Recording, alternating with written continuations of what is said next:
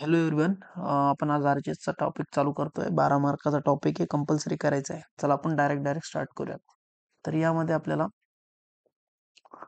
दोन टाईपचे प्रॉब्लेम विचारतात. ॲक्च्युली 3 टाईपचे असतात. पहिलं विचारतात 3 hinge arch, दुसरं विचारतात 2 hinge arch आणि तिसरं विचारतात सेमी सर्क्युलर आर्च. ठीक आहे. तर या तिन्ही आर्चेसचा अनालिसिस पार्ट, तिन्ही आर्चेसचे इक्वेशन्स आणि तिन्ही आर्चेसचे प्रॉब्लेम वेगवेगळे अप्रोच आहेत. ठीक आहे. तिन्ही प्रॉब्लेम आपल्याला कंपल्सरी करायचे. यापैकी 2 प्रॉब्लेम 6 मार्काला कंपल्सरी विचारतील. ठीक आहे. तर आर्चेस म्हणजे काय रे? एक जनरल आयडिया जर बघायची झाली तर हा सिंपल पॅराबोलिक आर्च आहे. ठीक आहे.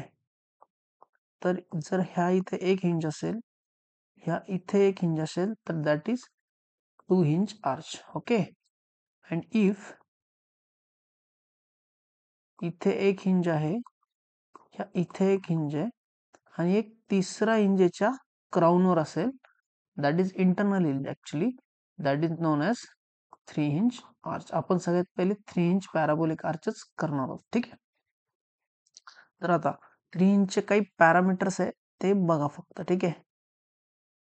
For example, this is 3 hinge arch, this is your crown part, this is your third hinge. Now या क्राऊन पासून त्याच्या बेसलाईन पर्यंत याला म्हणायचं वायसी. वायसी म्हणजे काय? This is C part, A C B. Okay. Y C म्हणजे काय रे? Y C is equals to this is nothing but the rise of an arch. Rise of an arch. Okay, always remember this. This will be at center point. Center point म्हणजेच काय रे? L/2. Right. Consider करतोय मराठी तुम्हाला comfortable आहे. Okay. Now this is L/2. आता बघा रे, याचं एक आपण डायरेक्ट इक्वेशन घेऊयात. राईट. एक मिनिट रफ करतो मी. बघा रे, आता ह्या इथं दाखवल्याप्रमाणे सरळ सरळ आता इथे बघा, हा पूर्ण 3 hinge arch आहे तुमचा. ठीक आहे. This is 3 hinge arch. हा थर्ड इंच, हा फर्स्ट इंच, सेकंड इंच आणि हा वरचा क्राऊनचा थर्ड इंच. इथे सरळ सरळ दिलंय क्राऊन पर्यंतचं distance, that is Y C. Okay.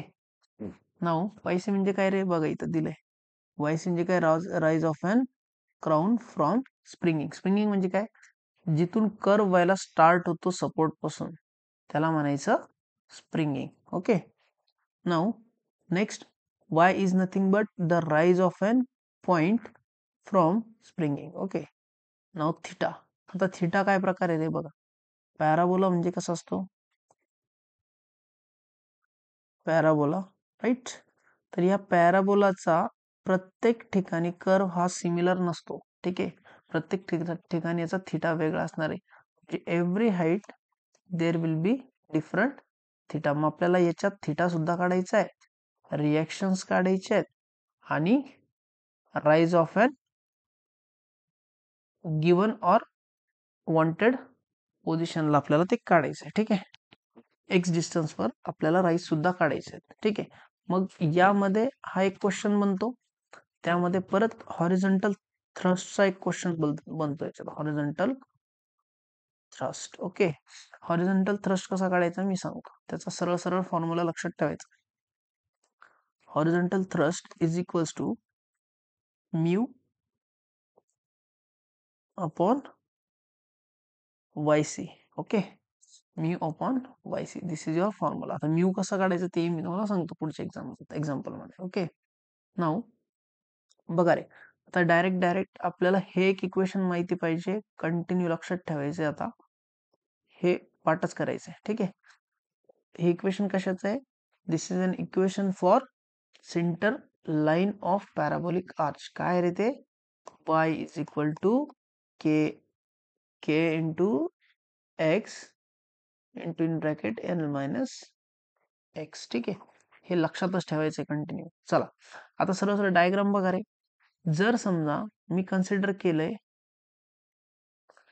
जर समजा मी कन्सिडर केलंय हे एक्स डिस्टन्स आहे ऍट L/2, तर एक्स डिस्टन्सवर काय रे माझा y c, y will be काय असेल माझा at x distance L/2, y will be your y C.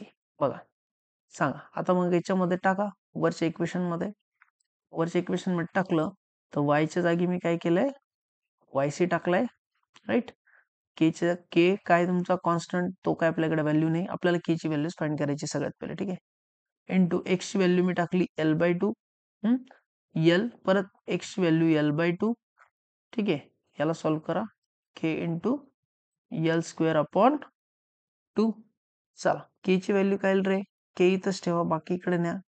म्हणजेच काय झाला, y c is equals to 4, sorry y is equal k is equals to 4yc upon L². ठीक आहे, करा हे पुट इन इक्वेशन 1. चल 1 इक्वेशन काय रे, बघा हे तर equation y is equal to kx into in bracket L minus x.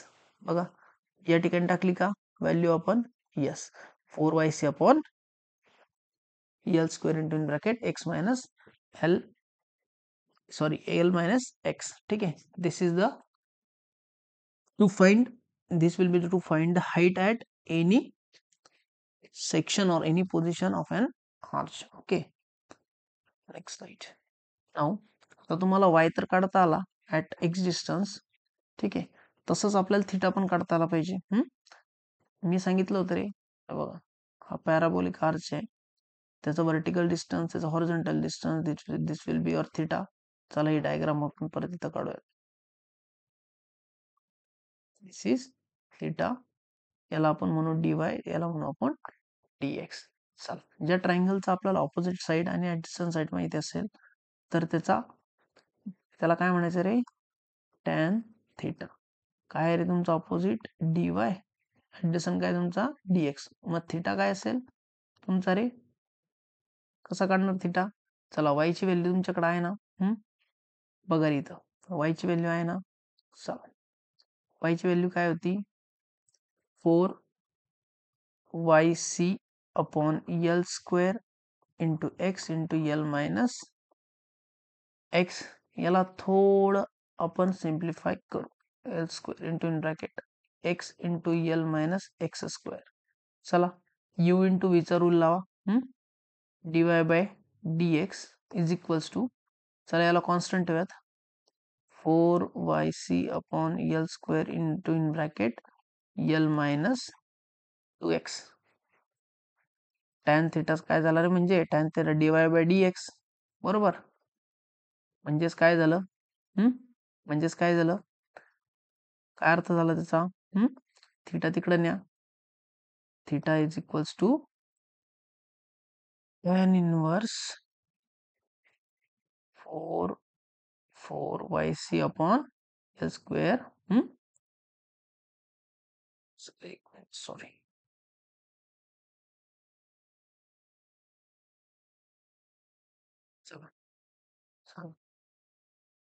Tan theta is equal to dy by dx परत लिहूयात. ठीक आहे, मग dy बाय dx काय आलं होतं आपलं, 4yc upon L² into L minus 2x. चला टॅन इकडे न्या, theta is equal to tan inverse 4, shit, so sorry, चुकून बटन. ठीक आहे, चला लिहूयात परत, tan theta is equal to dy by dx. चला dy बाय dx काय आलं आपलं, 4yc upon L² into in bracket L minus 2x.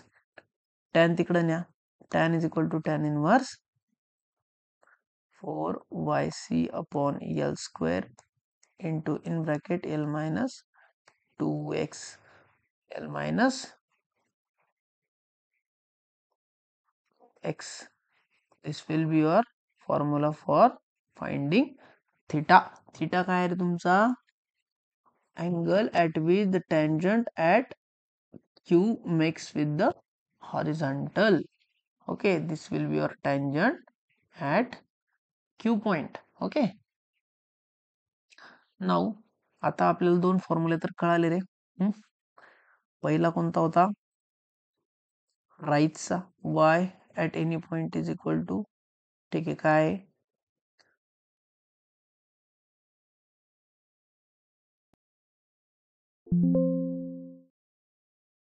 नाही यार,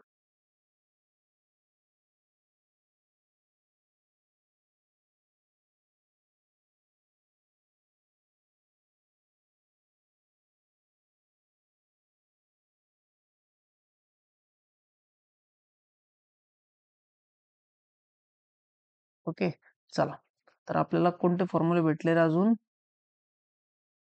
चला आपल्याला थिटा भेटला, tan इनवर्स वाला, 4yc upon L square into in bracket L minus 2x. ठीक आहे, तर आपल्याला कुठला भेटला formula, y 4yc upon L square into x into L minus x. चला, दोन्ही फॉर्म्युले नियर नियर सेम आहेत, लक्षात ठेवायला काही टेन्शन नाही. ठीक आहे, चला नेक्स्ट. आता मला सांगा रे, आपण y काढू शकतो, थिटा काढू शकतो. ठीक आहे, आता आपल्याला फाइंड काय करायचं माहिती, रिएक्शन्स. आता हा एक थोडा ट्विस्ट वाला पार्ट आहे. जर तुम्ही आर्चेस बघितले असाल, फॉर एक्झाम्पल हा ब्रिक आर्च किंवा हा आर्च एलिमेंट, तर तो कसा ठेवलेला असतो रे, इन्क्लाइंड. ठीक आहे, इन्क्लाइंड असतो, right. This will be your inclined part. ठीक आहे, consider it as a inclined. Okay, तर याची रिएक्शन कशी असणार आहे, always inclined inclined inclined inclined. म्हणजेच ऍट सपोर्ट याची रिएक्शन कशी असेल, इन्क्लाइंड वन. म्हणजे हा तुमचा reaction at A, reaction at B. मग आता आपण शिकलोय की जर इन्क्लाइंड फोर्सेस असतील त्याला काय करायचं, आपल्याला रिझॉल्व हॉरिझॉन्टल आणि एक व्हर्टिकल, राईट. मग तुमचा कुठला असेल, हा व्हर्टिकल व्ही ए, हा असेल एच ए. जेव्हा तुम्ही हॉरिझॉन्टल फोर्स आणि व्हर्टिकल फोर्स करसाल तेव्हा तुम्हाला काय भेटेल, रिएक्शन, राईट. तुम्ही इंजिनिअरिंग मेकॅनिक्स मध्ये हा एक फॉर्म्युला शिकलाय, R is equal to all summation of horizontal forces चा स्क्वेअर प्लस वर्टिकल फोर्सेसचा स्क्वेअर आणि त्याचा नंतर अंडर रूट, राईट. तर this will be your initial idea to find reaction at A, reaction at any point. Okay, reaction at support, sorry. चला, reaction at जर ए काढायचं असेल तर ऑब्विसली तुम्हाला लागेल हॉरिझॉन्टल थ्रस्ट. ठीक आहे, मग हा जाणार व्ही ए, हा होणार एच ए. बी सपोर्टर काढायचं असेल तर ऑब्विसली एच बी प्लस व्ही बी, राईट. आता इनिशियली आपल्याला रिएक्शन काढता आली. ठीक आहे, त्याच्यानंतर वाय काढता आला, त्याच्यानंतर थिटा सुद्धा काढता आला.